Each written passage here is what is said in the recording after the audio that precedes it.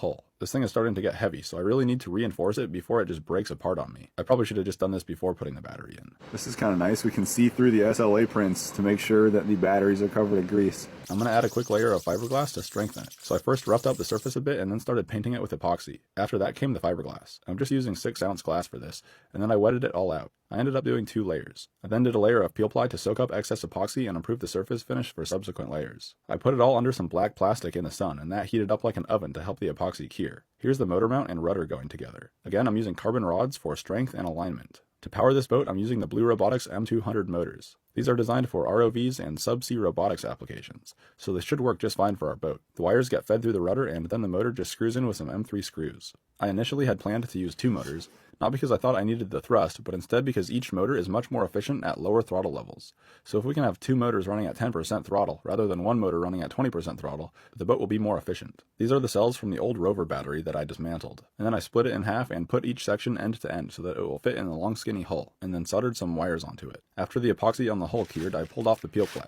That leaves us with a nice matte surface finish for subsequent layers, and now this thing won't break in half when I lift it up. Next, I smeared grease onto the bottom of the battery and dropped it in place. There was a little extra space in the hull, so I quickly welded together a 3S2P2170 pack to take up the space. Now we need something to cover all the batteries, and for that I'm using laser cut acrylic panels. I don't have a laser, so I ordered these parts from Send Cut Send. And just a few days later, they showed up at my door. All the panels look excellent. If you want to get laser cut parts made for your own project, use the link in the description for 15% off. They also offer CNC routing, water jet, and a whole bunch more. These panels are going to screw into a lip in the hull to cover the batteries, so I had to tap a bunch of the holes in the resin-printed sections. I probably should have just used FDM for all the hull sections to keep it consistent, but whatever, this worked. I also tapped some M6 holes in the acrylic for grease nipples. You'll see why soon. After some countersinking, the panels were ready to go.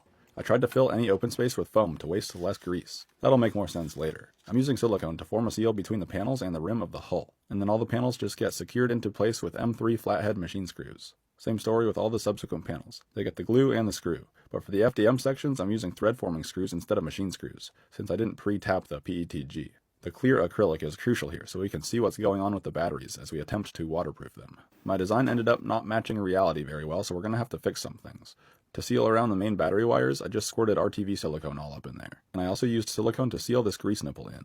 And now it's finally time for the coolest part of this project. I'm going to use my grease gun to pump grease into the entire battery cavity. This was a very time-consuming part of the project because the grease is quite viscous, so it took a lot of time and pressure to pump through. The first step was to obtain the grease. This took a lot of bacon, since our battery cavity is quite large. The cells take up most of the volume, but there's still quite a bit of volume in between the cells and above and below them. The idea behind the grease is that it will fill every single little void and crevice, and if there's no open space left, then there's simply no room for water.